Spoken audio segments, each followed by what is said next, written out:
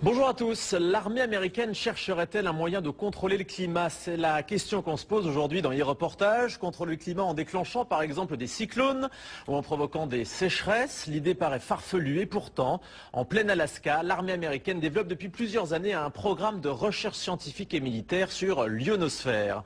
Alors fantasme ou réalité, voici l'enquête d'Audrey Avram sur un récit d'Adrien Pinon.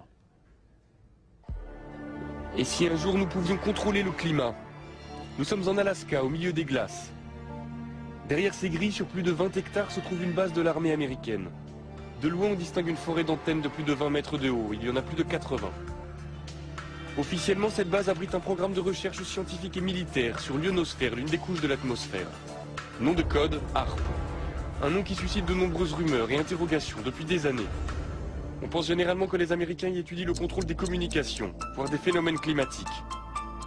Nick Begich est chercheur. Cela fait 15 ans qu'il tente d'en savoir plus sur les expériences menées au cœur de l'Alaska. Après plusieurs années d'enquête, il est arrivé à rentrer en contact avec l'un des concepteurs du projet HAARP, le physicien Bernard Island, qui veut lui donner accès à des données confidentielles. Ce qui est apparu à la lecture de ces brevets concernait des recherches pour manipuler le climat, des manipulations climatiques, voire même des manipulations de l'environnement de manière très particulière, tout ça pour des applications militaires. Manipuler le climat, cela paraît impensable. Mais être capable d'envoyer un cyclone ou une sécheresse chez ses ennemis, cela ressemble à l'arme absolue. Les Américains essaient-ils vraiment de contrôler les phénomènes climatiques? C'est ce que croit Luc Mampey, chercheur pour le groupe de recherche et d'information sur la paix et la sécurité. Je fais référence notamment à un rapport publié par l'US Air Force vers la fin des années 90 et qui s'appelait Air Force 2025, où très clairement l'US Air Force évoque là toutes les recherches qui devraient être faites à des fins militaires de manière à pouvoir avoir un certain impact sur les phénomènes météorologiques, de manière à pouvoir faciliter les opérations militaires amis et rendre plus compliquées les opérations militaires d'ennemis.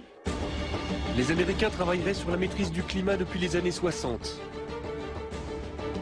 Il y a des premiers essais qui ont été faits au moment de la guerre du Vietnam, où là, effectivement, on a, par des procédés physico-chimiques, essayé de provoquer des intempéries, des averses extrêmement fortes. En 1967, en pleine guerre du Vietnam, les Américains se livrent à une expérience étonnante.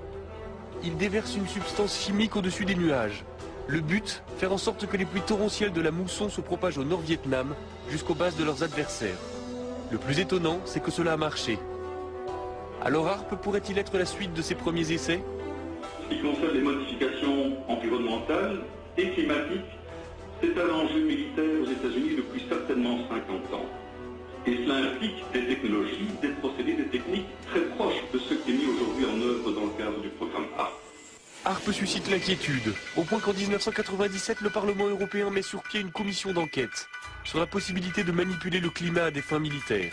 Très vite, les parlementaires font des découvertes alarmantes. Ils apprennent par exemple qu'HAARP émet un rayon qui chauffe et qui perturbe l'ionosphère, une couche de l'atmosphère chargée de nous protéger des rayonnements solaires. Ernest Gelscher, député européen, a participé à cette commission.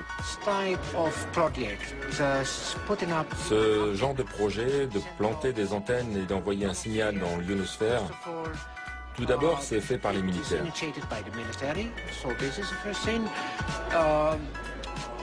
Ils ne savent même pas quel impact ces expériences pourraient avoir.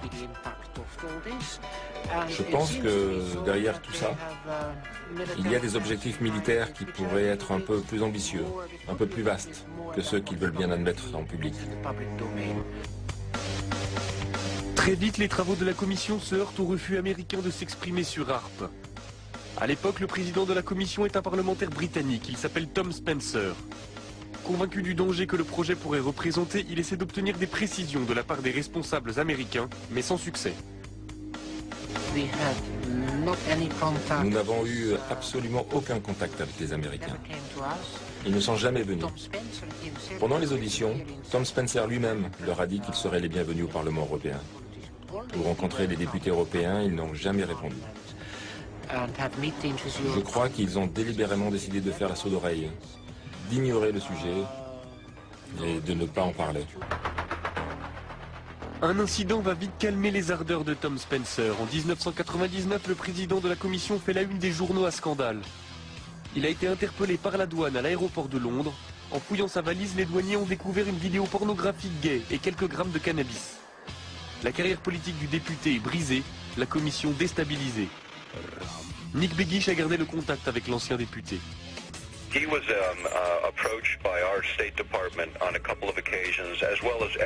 Il a été approché par les autorités américaines plusieurs fois, comme tous les membres du comité. On lui a demandé de ne pas organiser ses auditions. Il a refusé et même accéléré la procédure. Il a essayé de parler avec les Américains, il a essayé de parler avec l'OTAN. Un jour, il a même appelé Al Gore devant moi. Ils étaient amis depuis des années et Al Gore a refusé de le prendre au téléphone de la Maison Blanche. Il était vice-président à l'époque.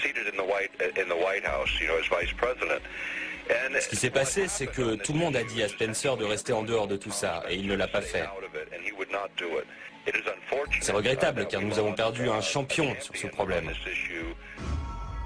Après la mise sur la touche de Tom Spencer, les investigations de la commission d'enquête cessent. Cela n'empêche pas de nombreux chercheurs de continuer à se poser des questions sur les expériences menées par l'armée américaine en Alaska. C'est le cas du physicien Jean-Jacques Berthelier.